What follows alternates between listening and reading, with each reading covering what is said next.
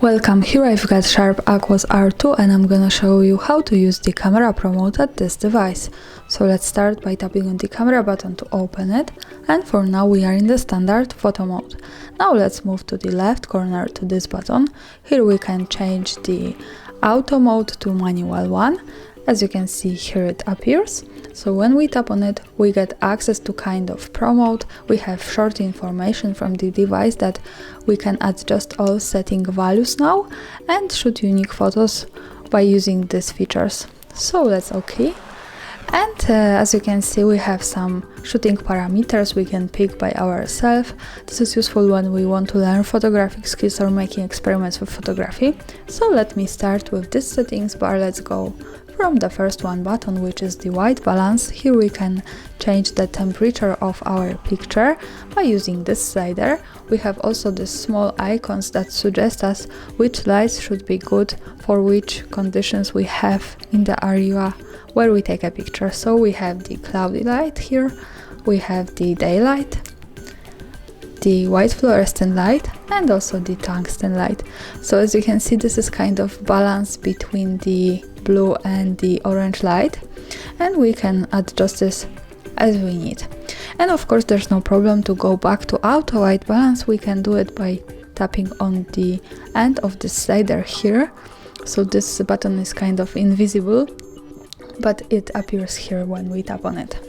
And now we are on the auto.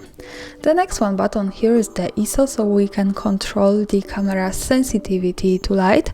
We can make it less sensitive from 32, so this is really wide spectrum, to 3 and 2000. And this is how to use this slider. Of course, we can easily go back to auto ISO by tapping again at the end here.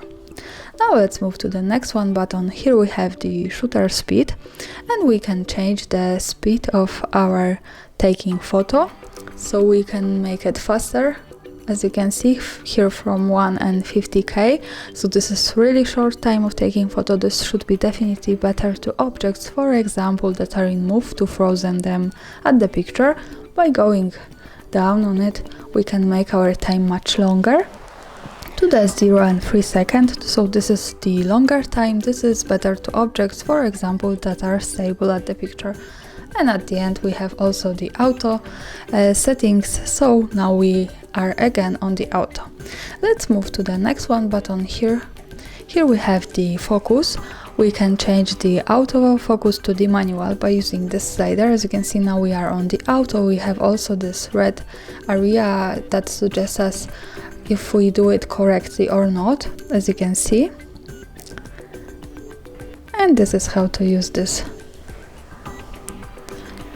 And we can also pick this button here and go back to the autofocus. And with this option we have also some extra thing. So now let's move to the right corner to this button. So we can open the advanced camera settings. Most of them is also in the standard auto mode, but in the pro we have some extra things. So let's move to the common settings now, and here we can have the focus setting, as you can see, and when we want to stay on the autofocus, we can pick the area of the focusing. We can pick the face autofocus, also the separate autofocus, and center autofocus, and the macro. So this is extra thing. Let's stay on this one. Let's go back to the settings, and let's move on this settings bar here to the next one button. Here we can adjust the intensity of the colors at our picture. So by going to the up on the slider, we can make our picture black and white. By going down, we can make it more colorful, as you can see. And of course at the end we have the auto settings, so now we are again on auto color. The next one button here is the contrast, so we can adjust the contrast of our picture. We can make it more intense or less. As you can see, this is how it works here, and of course by just one tap we can easily go back to auto contrast. Now let's move to the last one button. Here we can adjust some smoothness of our picture.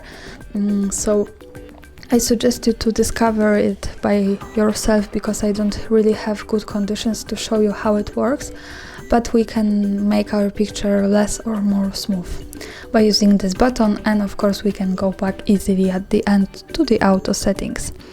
And now let's move again to the right corner to this button and to the common settings. Here I want to show you also the water level. By using this button we can turn it on and turn it off, so this is kind of leveler at this camera. Let me keep this turned on, let's go back. And we have this line. This is useful, for example, when we want to keep our photographic topic straight at the picture. As you can see, this is how it works here, and it is only viable here in the manual mode. We can't add it in the auto, so this is extra thing here. Of course, by going again to the common settings here, we can turn it off, so for now it disappears. And now let's go to the left corner again by tapping on this one. Let's go back again to this auto and manual modes. As you can see, we have some easy manual modes also, so I accidentally go to this one, sorry. And I want to show you this one because here we have some half manual modes and we can take some pictures. For example, let me pick monochrome now. And as you can see here, we can adjust only the ISO. The rest of this is on the auto settings, so it helps us to taking better pictures, to choose better parameters, and in these modes we can shoot some things like that. As you can see here, we have the white balance and the focusing, and this is the close-up. And when we pick the backlight, for example, also we have some short information from the device that this is good to shoot photos with backlight, adjust the white balance and the contrast. So we have the white balance, the contrast, and the rest of this goes back to the auto. So this is how to use all of these modes also. And we have also here the auto settings, so this is some extra thing. And that's all, thanks for watching, subscribe our channel and leave the thumbs up.